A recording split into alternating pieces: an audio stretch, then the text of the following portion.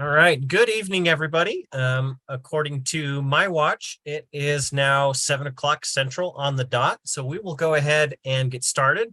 This is the September Outdoor Ethics and Conservation Roundtable. And we will be having presentations on understanding public land management and how to prepare for that. So just a couple reminders before we start. Please make sure that you are muted. And also, if you are a youth, because we are recording this presentation so that we can post it on the YouTube page after the roundtable is concluded, we would ask that the youth please turn off your cameras for youth protection. So please make sure you're muted, and if you're a youth, that your camera is off. All right, there we go. Okay, so tonight, after our quick opening, we'll go ahead and have our safety moment by Michelle, and then we'll get into our presentations about understanding land management, and then how to prepare for excursions into designated wilderness with our guest presenter tonight, Dave Hatch. And then we'll talk about how the guides to safe scouting relates to wilderness and public land use. Then we'll have our announcements in a question and answer session afterwards. And we should be done by no later than 8:30 Central. All right, if you'll go ahead and follow me in the Pledge of Allegiance, that would be wonderful. Please also make sure that you are muted. I pledge allegiance to the flag of the United States of America and to the republic for which it stands, one nation under God, indivisible, with liberty and justice for all. There we go. And please make the appropriate scout sign with me and follow me in the scout oath. On my honor, I will do my best to do my duty to God and my country, and to obey the scout law, to help other people at all times, to keep myself physically strong, mentally awake, and morally straight. And the scout law: a scout is trustworthy, loyal, helpful, friendly, courteous, kind, obedient, cheerful, thrifty, brave, clean, and reverent. And the outdoor code: as an American, I will do my best to be clean in my outdoor manners, be careful with fire, be considerate in the outdoors, and be conservation minded. All right, and then if you've attended our roundtables before, you've probably gone to this page several times. If not, we do like to get feedback from the participants at the roundtables so that we can improve these and learn what topics are important to you so that we can present on those in the future. So we will put this link in the chat so that you can go to it and take that evaluation and answer some questions about the presentation tonight. You're also, if you can open your phone cameras and scan the little QR code there that's on your screen, you will be able to get to that link as well and complete the little survey and the evaluation there. So that's important to us because we make these roundtables for you, and we want to give you the information that you want to see. All right, and then I know a number of you are already starting to do this, but if you would please introduce yourself in the chat, tell us what council you're from and your name. That would be great. This gives us a good idea of where everybody's from, and you can see that we have a large number of people participating in each of these roundtables. All right, with that said, we will go ahead and turn it over to Michelle for our safety moment. All right, so today we want to talk about don't pet the fuzzy cows, or animal encounters as our safety moment. All it takes is one wrong move and you can have an unwanted animal encounter. So I looked it up, and injuries, bites from wild animals in 2019 sat around 47,000. And if you also include car accidents and bird strikes on airplanes and all kinds of animal counters, it was about 247,000 injuries with the animals. So we want to make sure that we are not only protecting ourselves, but protecting them too. It may be cute to pet or to feed one of these little guys, but when they bite, it hurts, and there are shots involved and paperwork involved. So we want to make sure that our animal encounters stay the way they're supposed to. Next slide, please. So here's a list of some 10 things that we can do when we're out camping that's going to protect both us and them. First of all, the smellables. Most kids know not to leave food in their packs, in their tents, and things like that, but they don't think about toothpaste, deodorant, shampoo, bug spray, sunscreen. All of those things attract animals, and we want to make sure that they are not stored in our tent. They're not in our backpack stored in our tent. Raccoons have no problem going through a tent. And then grab the basics. So make sure flashlights and lanterns can help keep your area lit. Most animals do not want to go into a lit area. Most of them are trying to stay away from you. So if you have a big lit area, they tend to stay away. Get loud. Don't disturb your neighbors, but the sounds of a crackling fire or voices usually scare off most wildlife. Again, we don't typically have pets on our campouts and scouts, but it's a good practice since a lot of our scouts also go out with their families to make sure that you keep your pets on a leash always. Be ready for the non-furry threats. Be particularly careful if you move logs or brush. Bees, wasps, snakes, lizards, all like to hide in those things. Keep your distance. Remember the rule of thumb and know what to do in case of a surprise encounter. When do you stand up tall? When do you get small? When do you run behind a tree? So thinking about the animals that you have in your area will help you decide what you need to do in case of a surprise encounter. Because what you do for a bison is different than what you do for a moose. Wear different clothes cooking and to bed. Cooking smells cling to fabric and can attract the animals. So keep your dirty clothes in a Ziploc bag, in your bear box, again, out of your tent. And keep it clean. Your campsite. Continuously make an effort to scrub pots and pans, pick up trash throughout the day's adventures. A lot of the wilderness areas that we're talking about, state parks, have gone to being crumb-free. So you need to make sure that you're picking up all of those little bits and bobs. And then, of course, consider bear-proof coolers, especially if you're in an area known for bear. So with all of that, that should keep us safe on a campout. Be sure to practice. Ask your scouts often what they would do and how close is too close, because I can promise you that the answer is often a distinct number. So if I ask how close is too close, and they'll say 100 feet. And I'll go, oh, that's going to be a little hard to observe that ladybug, isn't it? So make them think about what are they looking at and how close is too close. With that, that's your safety moment for today. Thank you, Michelle. So we'll go ahead and go into our presentation for tonight. And it's my privilege to be able to take on the first part and introduce this topic. And then after I go, our guest, Dave Hatch, will talk about designated wilderness, and then we'll turn it back over to Michelle to wrap up the last part of the presentation.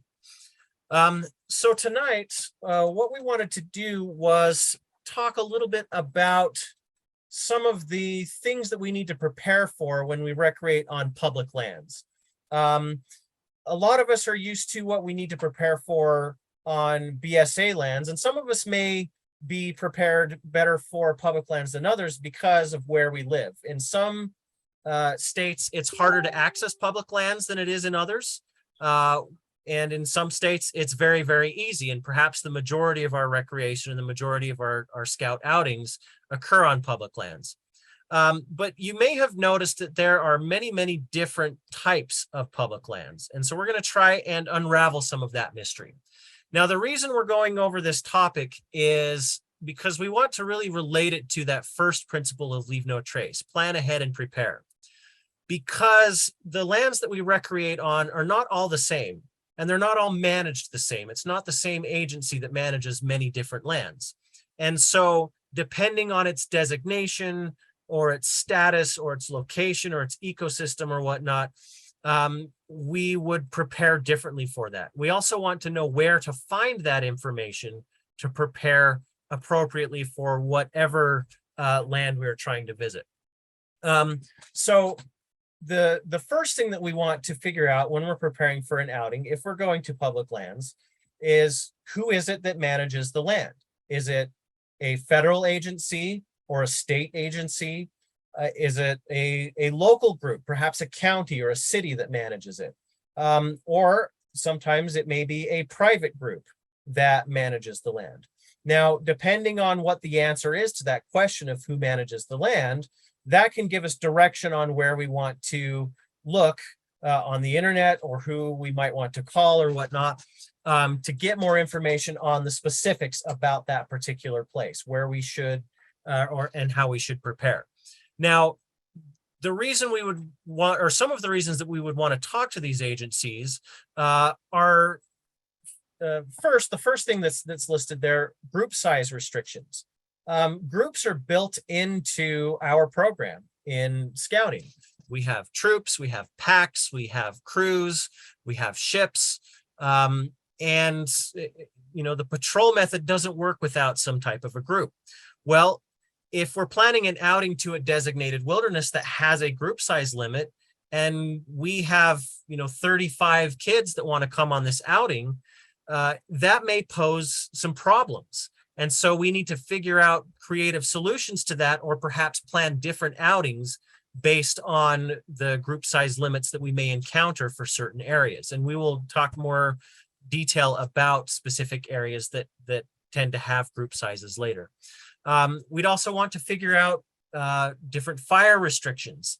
Not every, say, national forest or park or even BLM land is managed the same because of the different environments they're in. Some places have fire restrictions that are very dry, some places might not. So that's an important thing to prepare for as well, is understanding where those happen and where those aren't in play at the moment. Some places also have a stay limit. Now, for scouting, most of the time, perhaps our longest outing might be a week long for a summer activity. And so that doesn't tend to be too much of an issue, but there are some places where you may want to be aware of that and perhaps lessen the time that you spend in an area, because that also minimizes our impact. And then other things that we can get on the ground information about, for example, trail and campsite conditions. The best people to talk to are the people who are there working in that on that land every single day. They have an idea of what's happening, and you can get those current conditions. It's also important, as Michelle was talking about earlier, understanding what types of animals there, if there's been any kind of animal problems or animal encounters, especially with things like bears. Most of the time, the land management agency has a good grasp on if there's any problem animals in the area where there have been a lot of human and animal interactions. There could also be things as seemingly simple as ravens. I've seen a lot of signs here in the Utah National Parks warning people about ravens and what they're capable of. And so it's good to prepare for those type of things before you go. And the agencies are the best ones that have that information. And then, of course, other special considerations that may be in play due to the ecosystem, the time of year, or the location of where you're going to go. So let's start with a few different types of management. We're mostly going to cover federal management tonight, but we do want to talk just a little bit about state management. Now, the difficult thing about a state managed land, like a state park or a state forest or something like that, is that each state is going to be different in the way that it approaches things. Some state lands you're not allowed to access. Some state lands have been set aside for public use. Now, depending on what region you are in the country, we'll see a little map here in a second, you may have more state lands to recreate on than others. So for me here in Utah, we do have a few state parks, and there is some other state land that's out there, but most of our land, public land, is federally managed. Now, someone who's in either Pennsylvania or New York or somewhere in the Midwest, you probably have, if you have public land, it's more locally managed. It's state managed or county or city parks or things like that. And then a whole lot of private land. And so what you'll want to do in those situations, if you're planning to go to a parcel of state land, is look up your Department of Conservation or Natural Resources, or sometimes some states will have a state parks or a state forestry department. Oftentimes those agencies are the ones that are in charge of managing the state parks and the state properties like that. Now, as far as how those properties are managed, it would be incredibly difficult to kind of go through a general management policy list of everything tonight, simply because we'd have to do it 50 times because there's 50 states. But if you can find a environmental conservation department or a natural resources department in your state, oftentimes it will take you, there will be a link that will take you directly to the state parks that are accessible to you. So when we go over to the federal side of land management, we have 4 big agencies and then a couple of others that manage some different parcels of land in specific situations. The ones that manage most of the public lands in the United States would be the United States Forest Service, the Department or the Bureau of Land Management, which is part of the Department of the Interior, the U.S. Fish and Wildlife Service, which is also part of the Interior, and the National Park Service, which is also part of the Department of the Interior. The Forest Service is the one that is the outlier there. It's actually part of the Department of Agriculture. For various reasons, it was put into the Department of Agriculture early on in its existence. So most of the public lands, the federally managed public lands that we're going to recreate on, will need to contact one of these agencies and the local divisions and ranger districts that are involved there. But there are some other public lands that we can recreate on that are managed by either the Army Corps of Engineers or the Bureau of Reclamation, and that tends to be at large reservoirs. So as we were putting this together, I was speaking with Michelle, and she mentioned that they're in South Dakota. One of their large reservoirs is managed by the Army Corps of Engineers, because the Corps of Engineers and the Bureau of Reclamation are the ones that were in charge of building dams and maintaining those reservoirs. And so oftentimes the land around that, there could be campsites, picnic sites, or boating activities that take place. And so those would be the agencies that you would definitely want to contact for those particular instances.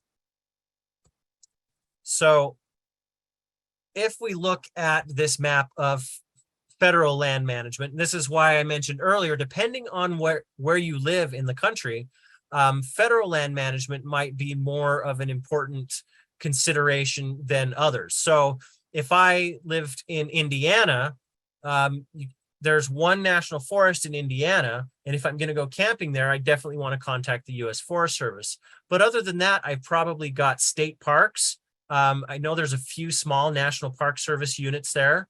Indiana Dunes, I believe, is a national park. But if I live in, say, Nevada, and if we look at our color scheme here, most of where I'm going to probably go and camp is going to be managed by the Bureau of Land Management. So those of us who are here in the Western Division are going to probably interact with and deal with federal land management a lot more than say those who might live in Iowa or New York or Maine or something like that. Now, an interesting thing is if you look at Alaska here, I don't know if we have anyone here from Alaska. Alaska has a lot more land that's managed by the Fish and Wildlife Service. So these would be like national wildlife preserves. There are a good number of them in the lower 48, but Alaska has a lot of land that's managed by the U.S. Fish and Wildlife Service and the National Park Service and BLM. There is a little bit of Forest Service land there, but because Alaska is so large, the little bit of Forest Service land is actually quite large. Those are the 2 largest national forests in the nation up there. So now let's talk about designations. If you've ever looked at a map of national parks or monuments or things like that, you've noticed there's a lot of different terminology that can be used. And some things that would seem like they'd be managed by one agency are not. They're put in a different category. And it all boils down to kind of how each designation works and who is put in charge by Congress or by the act that enables the land management. So national parks, these are probably our most high profile types of public lands. So these at the core basic level, a place that is designated as a national park, and using that terminology, is designated by Congress and set aside for preservation. The National Park Service's main mission is preservation. And so the way that they run parks is going to be a little bit different than, say, you would find in a national forest or perhaps even a national monument. They're meant to preserve this land for public enjoyment. It also means they have to balance development with that preservation. So if you've ever been to a national park, like Yellowstone or Great Smoky Mountains or anything like that, you'll notice that there are quite a bit of roads. They may have concessionaires there. They may have lodges there where you can go and stay and whatnot. And it's because they're balancing that act between preservation, but also opening it up for the public. But other designations that fall within the purview of the National Park Service would be things like national lake shores or national seashores. There are a few of those. National historic parks or national historic sites. Those tend to be smaller in nature. So for example, the Gettysburg battlefield is a national historic park or a national historic site. And it's not really a place where you'd go to camp per se, but you may have like a day activity there. These are things that are more kind of museum oriented than outdoor camping. There are also things that are national preserves, national reserves, which is not a very common designation. There's only 2 or 3 nationwide. And then there's a system of national historic trails. So things like the Oregon Trail, the California Trail, the Mormon Trail, those are under the purview of the National Park Service, but they're not necessarily a compact site because they're very long trails going across the country. But the National Park Service is the ones that kind of maintain that and manage how the trails are managed. National monuments is the next designation. Now, national monuments can either be designated by Congress or designated by a president of the United States. And that comes from the Antiquities Act of 1906. Now, national monuments are a little bit more interesting management-wise, because sometimes we have a mosaic of management within them. And depending on how the act is originated, the national monument could be managed by the National Park Service, but it could also be managed by one of the other agencies that we saw earlier. We could have a national monument that's managed by the Bureau of Land Management or by the United States Forest Service. So for example, here in Utah, we have Cedar Breaks National Monument. It's managed by the National Park Service because when it was designated, the Park Service was given the management responsibility over it. So they're the ones that I would need to contact if I was going to go camp there. But we also have Grand Staircase Escalante National Monument, which is managed wholly by the Bureau of Land Management. And so when it was designated, it was pre-existing Bureau of Land Management lands. The designation was changed, but the Bureau of Land Management was given responsibility for managing that land.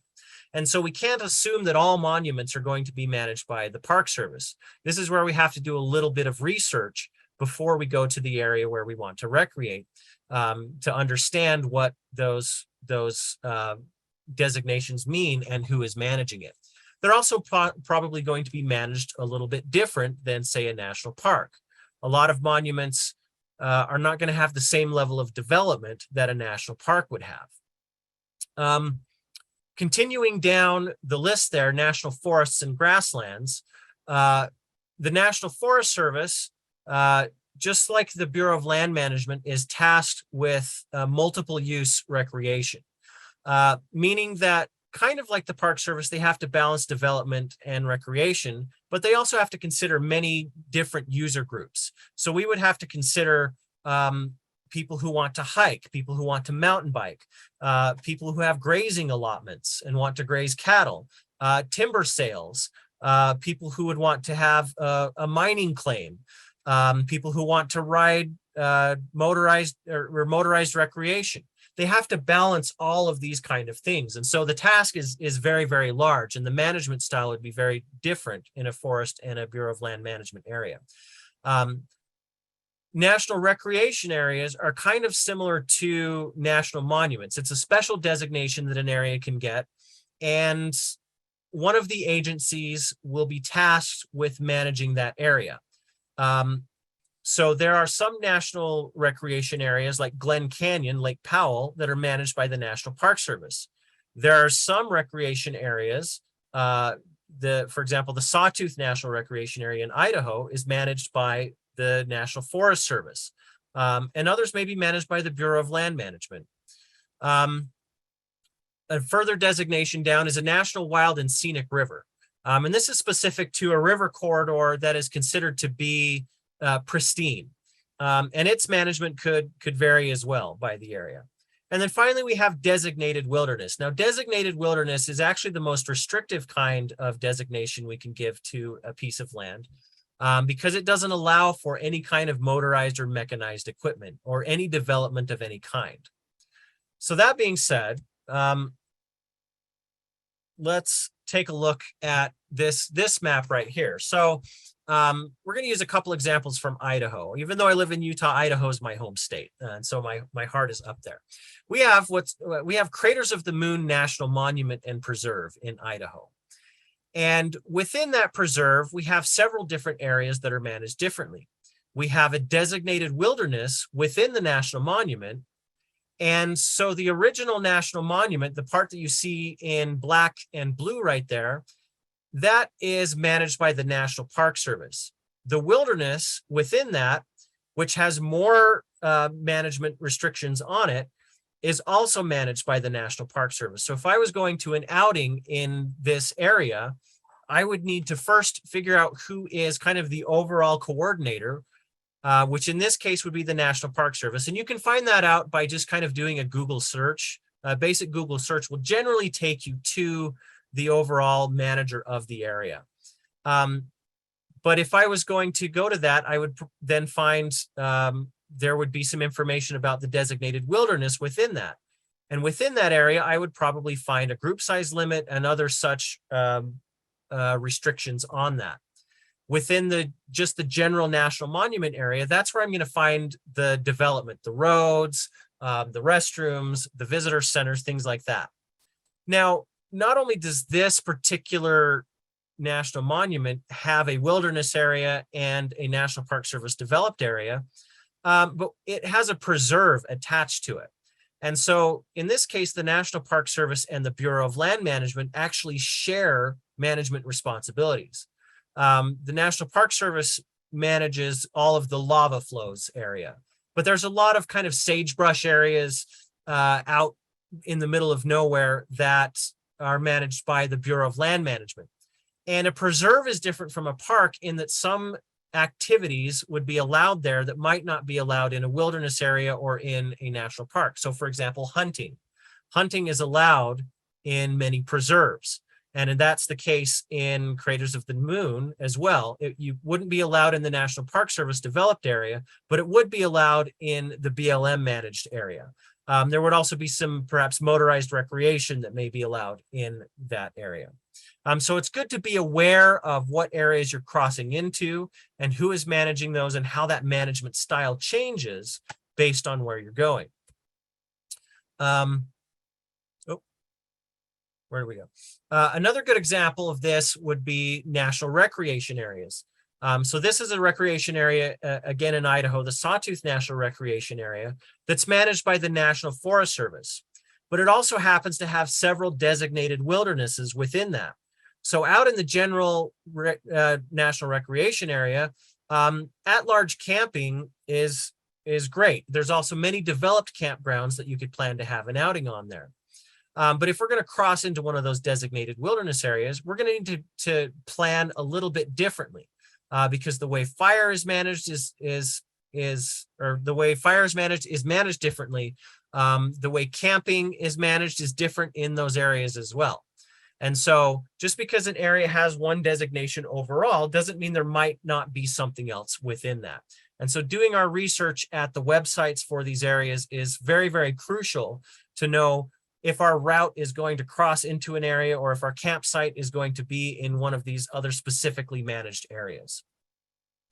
So I know that's a lot of of information and perhaps some didn't clarify anything, but perhaps added to the confusion. But here's where you can go and find information on all of these areas. If there is an area that you're confused about or want to go visit or find more information about, these are the general websites for the Forest Service and the Bureau of Land Management, as well as the Fish and Wildlife Service. And so if you go to these, you can find links directly to the areas that are managed in your state. And from that point, it's fairly easy to have a few clicks to go through them and find the information that you want on a specific area. The National Park Service has a nice map right on the front of its front page. If you want to find an area that's managed by the National Park Service, you just click on your state and it will list every single area within your state that's managed by the National Park Service. And when you click on that, it will take you to those areas and it will tell you how those areas are managed, the type of things that you should be prepared for, and if there's any special considerations. It'll also let you know if there are people that you can contact directly within those areas. Wilderness.net lists every designated wilderness within the United States, regardless of who it's managed by. We'll let Dave talk a little bit more about that, but this is probably your best resource to find any information on designated wilderness, if that's where your outing is going to take you. So with that said, now, if there's any questions, please go ahead and put them in the chat. We'll try and get to them at the end, or we will get to them at the end of the presentation. But we'll go ahead and turn it over to Dave to talk about preparing to recreate in designated wilderness. Kind of do this leaving a trace, and she's livid. Matt, go ahead and play that. I've already done a week-long camp with scouts, a week-long camp with the youth group. So like everybody is pulling me a different direction. She's like, "What about me?" So I feel like this summer I never saw my wife because she went to Philmont and she did NYLT. And like, so you're good.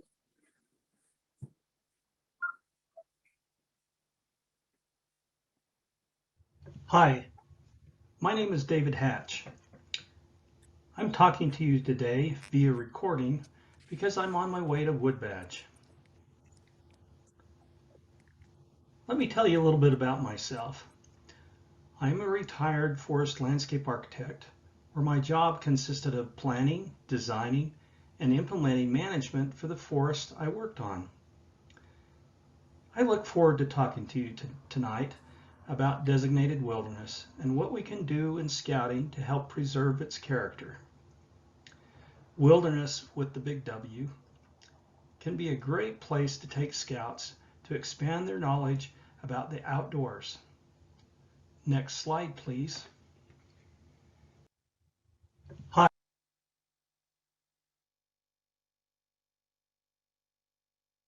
Wilderness areas are congressionally designated public lands and are the most protected lands in America. What is it about the designation of wilderness to make it the most protected land in America? Perhaps it is because it has been set aside for us and future generations. When wilderness is designated by Congress, it becomes part of the National Wilderness Preservation System. Roll on, Matt. Wilderness areas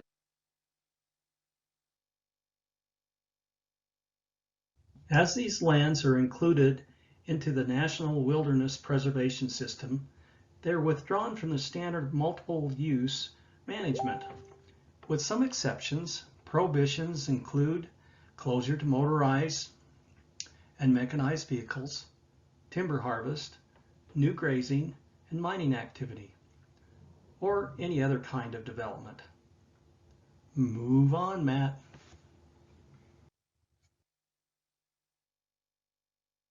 These most protected lands encompass only 5% of the United States. I'd like you to watch this trailer from a video called American Values. Go ahead and play the movie.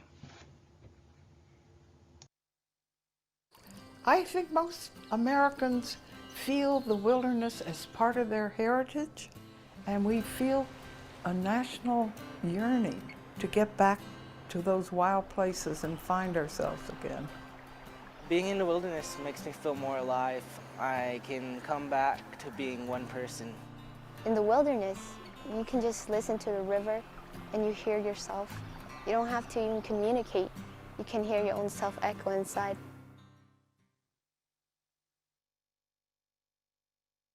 These most protected lands encompass only 5% of the United States. I'd like you to watch this trailer. Many people consider wilderness.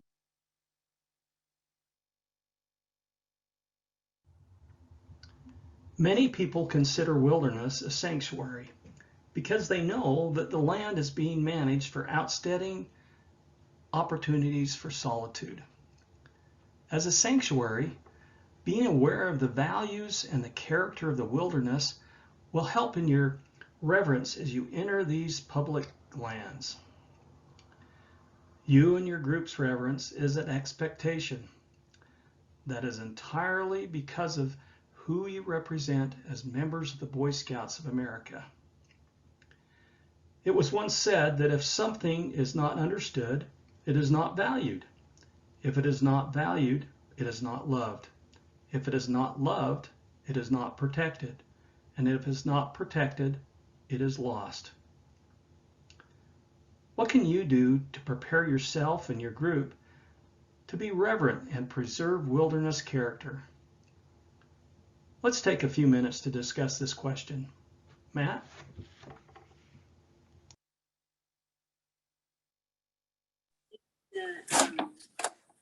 Hey, Matt.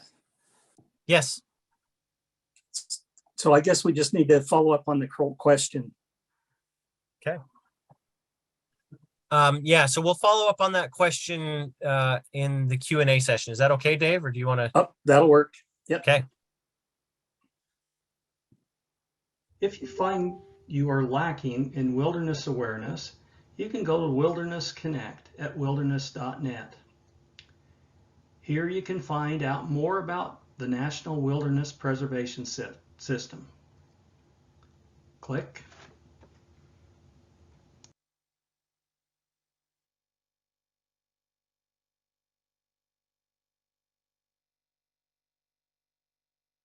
I'm going to share the screen that comes up here. Hold on just a second. Sorry. There we go. All right. There you go, Dave.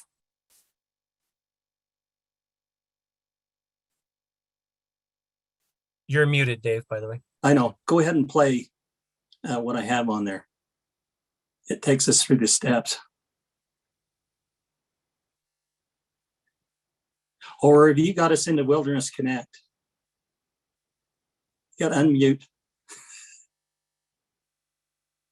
Sorry, yeah, I've got you on the actual website. So I'll go back to the video if you want here. Yeah, it would be helpful. All right. There we go.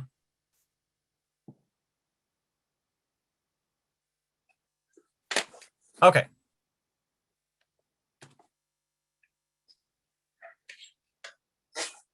All right. Do you want me to go to the next slide, Dave? Yes. Okay.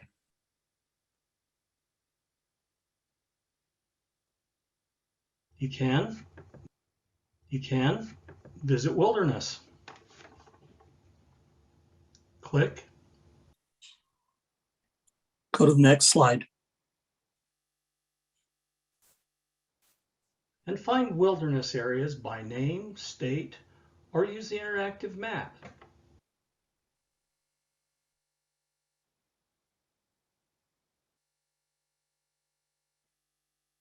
You can access videos about the importance of wilderness or photos of the wilderness area you are interested in. Next. You can access videos about the importance of wilderness or photos of the wilderness area you are interested in.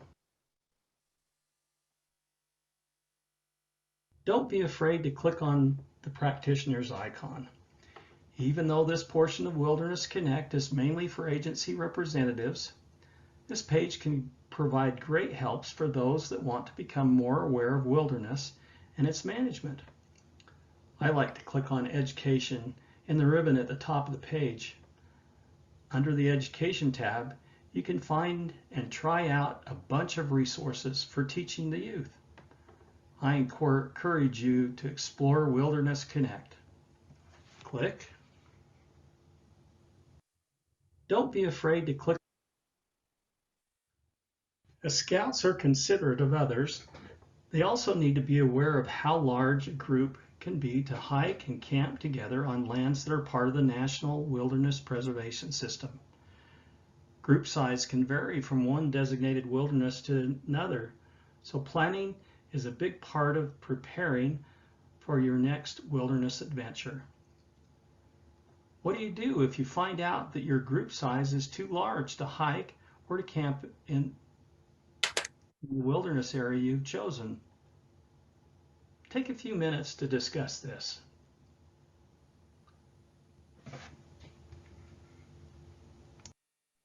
So let's go ahead and put those answers in the chat.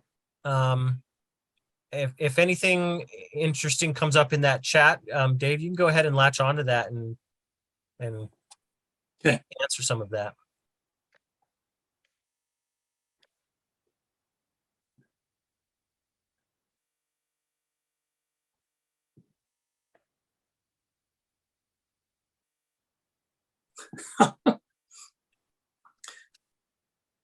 Matt, we have a question here about the conflict between state and federal. Who Okay. has the right of way? We'll get to that in the Q&A afterwards. So Okay. if we've got any comments on what do you do when your group is larger than the wilderness area permits, let's go ahead and think of some creative ways to get around that and to work with that. And we can go ahead and put those in the chat and review those as they pop up. I'll go ahead and go on to your next slide though, Dave, if that's all right. Okay.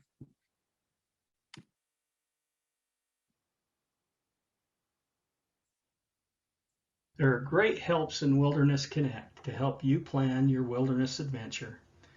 You can find out during your trip planning process what other rules a wilderness area may have by clicking on Rules and Regulations, but always know that contacting the agency can provide you the most recent updates about the area's management and use. Click. And I just want to point out here that in this little second paragraph on this Otis Pike Fire Island High Dune Wilderness, it tells you who it's managed by. All of this wilderness is located in New York and is managed by the National Park Service. There are great helps in. Have a great time and pick the right place for your next adventure.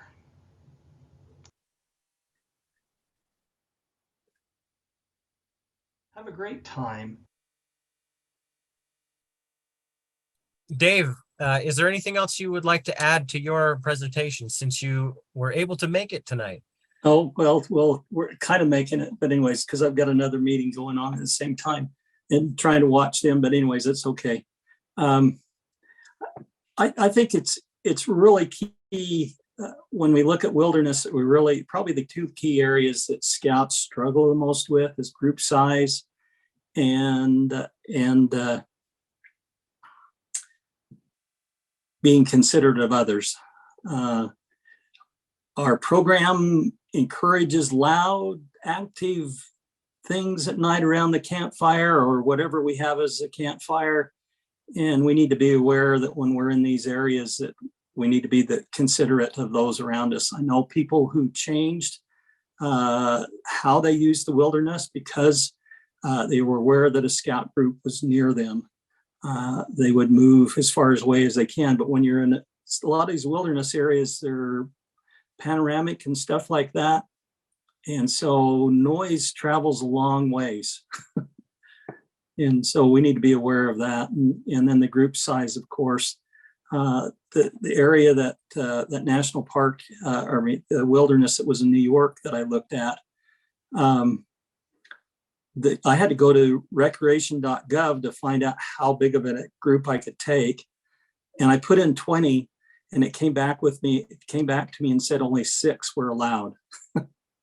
So you probably wouldn't be taking your youth to that location, more than likely. So that's all I have, Matt. All right, thanks, Dave. Was there anything on the group size that came up in the chat that you wanted to address? I don't have the chat pulled up because it blocks the screen here. Yeah. We have some information about the Bighorn National Forest Cloud Peak Wilderness. Recommendation, if the group size is too large, you can split into separate groups and space yourself out. Yes, that's a reasonable way to go. You just need to make sure you have adult leadership that will cover that, and so plan ahead and prepare. It looks like, yeah, that was another thing. Separate groups on different itineraries. Matt and I promoted this for about 4 years, and that's plan ahead and prepare. I can't emphasize that enough, is to plan ahead and prepare for wherever you go, and it helps with any possible problems you can deal with. I know it was difficult for land managers when we had a large group of 20 scouts that wanted to go into a wilderness area, and the wilderness ranger was right at the trailhead, and he introduced himself and he said, how many do you have in your group? And the scout leader said, we have 20. And he reflected back and said, you'll need to split into 2 groups. And the scout leader says, well, I only have 2 adults with us. So they were meeting the guide to safe scouting, but and so they didn't have a plan B, which was sad. And I don't know the outcome. They didn't go into the wilderness, at least at that time, but I'm not sure what they did after. So I appreciate the comments about split up and stuff like that, but it's important that we plan ahead and prepare. Thank you, Dave. We'll go ahead and turn the time over to Michelle. So not all of us are working with the same groups or the same types of groups. We have Cub Scout leaders, Boy Scout leaders, we have the older Scout programs. And so it's important to think about whether we're going to the city park, the state park, the federal park, or back into wilderness. Do we have all of the things in place? What are our activities going to be? Now, a couple months ago, we went over the safe checklist. How do I know my activity is safe for my group? But it's worth going over again if we're talking about federal lands. If I'm in Utah, I have 5 beautiful national parks that I could take kids to. If I'm in South Dakota, that takes me a little bit longer because our federal land is way on the west side of the state and I'm on the east side of the state. And as in the chat, we found out in Iowa, they have kind of the same issue. There's not a lot of federal land that is managed, lots of state land that's managed. So how does that fit into the guide of safe scouting so that my lions and tigers are getting an experience and my older scouts are getting an experience that is more appropriate to them? And I wanted to hit a couple of highlights, and Matt can go ahead. Always look on the online version of the Guide to Safe Scouting because that has all of the latest and greatest updates. But caving is something that a lot of scouts like to do, and there are different places that they can go to do that. Excuse me. In the Guide to Safe Scouting, they have these little tidbits for cave safely, cave softly. That will bring up within that PDF of Guide to Safe Scouting, it'll pull up a secondary PDF that talks about who can go caving and what are the different designations for that. So Cub Scouts and Weeblo Scouts are encouraged to go into caves. So if I'm living in South Dakota and I'm heading over to Rapid City, I could take my Cub Scouts to some of the caves and the lava tubes. Well, for us, caves. If you go out west a little bit further, you might find some of the lava tubes. And they can go into those. So they can go into Wind Cave National Park and take the ranger tour. No problems at all.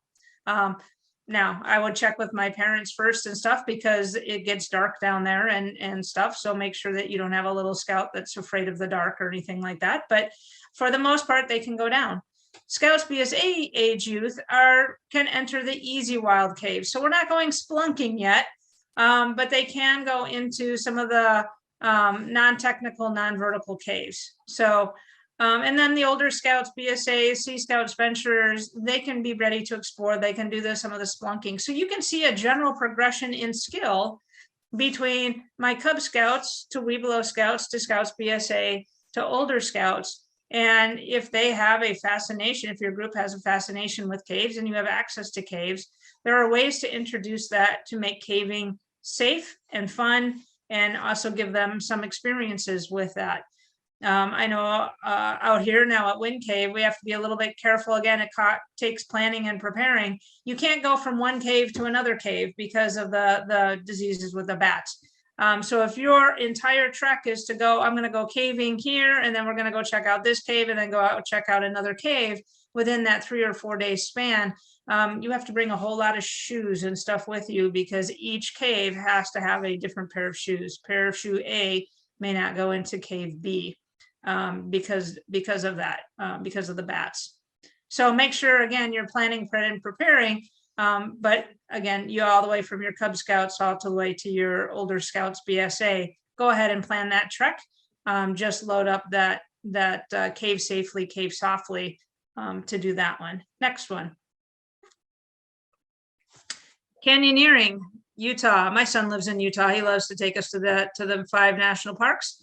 But Zion has a lot of national parks available, or a lot of canyoneering available. Same thing. Canyoneering has a guideline within the Guide to Safe Scouting. If you pull up that PDF off National, you can then click on a secondary PDF that talks about what is appropriate for canyoneering for the different age groups. So Cub Scouts can hike the Class 1 canyon with age-appropriate bouldering over obstacles and other steep faces, because who has gone on a scout trip where a scout has not climbed on a rock? That is the thing to do. So we just need to make sure that they're doing that safely. Cub Scouts may not participate in canyoneering activities in a Class 2 or higher canyon. Webelows can hike in the ACA class rated 1 and 2 canyon, again with age-appropriate bouldering over obstacles. Webelows may not participate in canyoneering activities in Class 3. Scouts BSA can start to do that Class 3. So again, you're seeing a progression of skills, right? So if your group lives near a national park or a wilderness or a federally land that has a canyon in it, and you want to introduce canyoneering, you can do that all the way down as your young Cub Scout. And then as their technical skills grow, you can continually upgrade that as they become Scouts BSA and then the older Scouts. Next slide.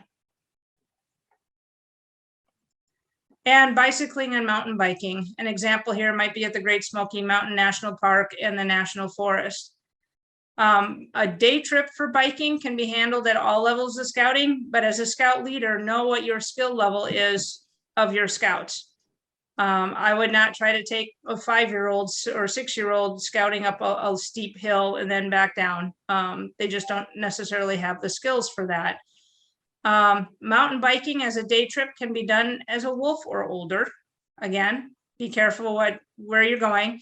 As a scout leader, you may want to test out your trail before you take your scouts on it. Multiple overnights on a bike trek needs to be Scouts BSA, older scouts, and venturing. The reason I put the National Forest in there is mountain biking is not actually allowed in the Great Smoky Mountain National Park, but it is in the National Forest, and they butt up against each other. So if you are taking a trek to the Great Smokies and your group wants to do a day of mountain biking, know that you've got to head over to the National Forest in order to be able to do that. Okay, so again, that's that plan ahead and prepare. Know your agency and know what is permitted and not permitted in each one. And it's also important to note the mountain biking is an activity that's not allowed in designated wildernesses. Yep. So there's where the designation matters again. Yep. Okay. And Snorkeling, always a fun time. So again, this has an additional PDF with it. All water activities typically do. Cub Scouts can only snorkel in a pool. So that's kind of important to know. If you are going to Florida or California or Hawaii, and kids will often snorkel with their families, but know if it is a Cub Scout event, that Cub Scouts can only snorkel in a confined water in a pool. All participants in open water snorkeling must either complete snorkeling BSA requirements or be a certified scuba diver. Open water is limited to Scouts BSA, venturing, and Sea Scouts. And here we need to make sure that the safe swim defense and safety afloat training is also done by our unit leaders. Aquatic supervision. We have this happen a lot when we're at a Cub Scout day event or resident camp, family camp, where they're like, but there's a lake right there. Why can't we just go swimming? Again, because of all of the rules, make sure that you are following that aquatic supervision standard and stuff as well. If you are a camp leader, or make sure that you're following the other qualifications as well, so that you make your camp certifications. Qualified supervision, always important as well. Anytime you're going to have any scout in the water, whether they are a Cub Scout or a Scouts BSA or older Scout.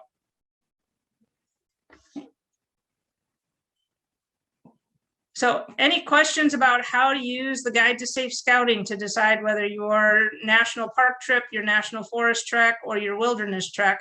Again, if you are camping overnight in a wilderness area, Scouts need to be 14. If you are just hiking into a wilderness area, but staying in a designated camp area, Scouts can be 13. So taking your Cub Scouts to a wilderness area, not yet. Generally, the more restrictive the management or the more remote the area is, the higher the age and maturity is required to go to specific areas. If you're going to take kids to Yellowstone, sure, great, take your Cub Scouts and go to Old Faithful and go to the spots right off the side of the road, but we probably wouldn't consider taking them, far out into the backcountry. That's more of a wilderness type situation back there. So yeah, it depends on how things are managed and developed and how far you get away from things. Right, and again, you can look at it as a skill building time, right? Both for your parents and for your Scouts. So if your Cub Scouts have not been out to many parks, their parents may or may not have as well, but it's a great time to introduce them to how do we follow Leave No Trace? How do we use the outdoor code? It's amazing. I know our safety moment was on animal encounters. It doesn't matter how often I see it. A parent comes out for their first camp. Oh, look at the cute little chipmunk. Oh, Johnny, come here. I want to take your picture. Feed him this peanut. And in their minds, they know better than that, but they don't have the skills or the practice yet to have it be second nature, not to give Johnny the little nut to get the chipmunk to come to take the picture to put on Facebook. If you think about that from the skills type area, staying in the front country, in designated park areas that are developed or more developed, and then slowly working that way. By the time they're 14, they're ready to go hit the wilderness, and they have the skills by which to do well there. All right, thank you, Michelle. So we will swing back around to the Q&A after a couple announcements real quick. So first off, and most importantly, please remember our National Outdoor Ethics and Conservation Conference is coming up month after next month. Just about exactly 2 months from now, November 10th through 13th at Bird Adams Scout Camp in Covington, Georgia. The registration is live and open. You can find that on outdoorethics-bsa.org. We want people to register for this. This is an in-person only conference. There will be no digital content that will be broadcast or anything. There may be a few things that are recorded and put up later. And the reason that we put it this way is because we are making a concerted effort to try and have an in-person conference after there's been so many things that in the past few years that have had to be canceled or had to be put online and whatnot. We want to encourage people to come and see each other face to face and interact with each other. And so in order for this conference to run, we do have to meet our minimum registrations. We're approaching that number, but if you've been on the fence about coming to this, now's the time to decide. We want you to register. We want you to come to this conference. We would love to see you there. And if this conference, whether this conference runs or not, will kind of determine the way we move forward with how we either host or don't host National Outdoor Ethics and Conservation conferences.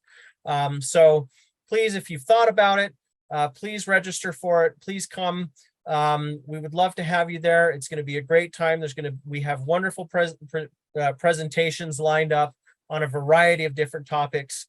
We have extra trainings that are happening beforehand, including a Tread Lightly Master Trainer course, a certified angler course, there's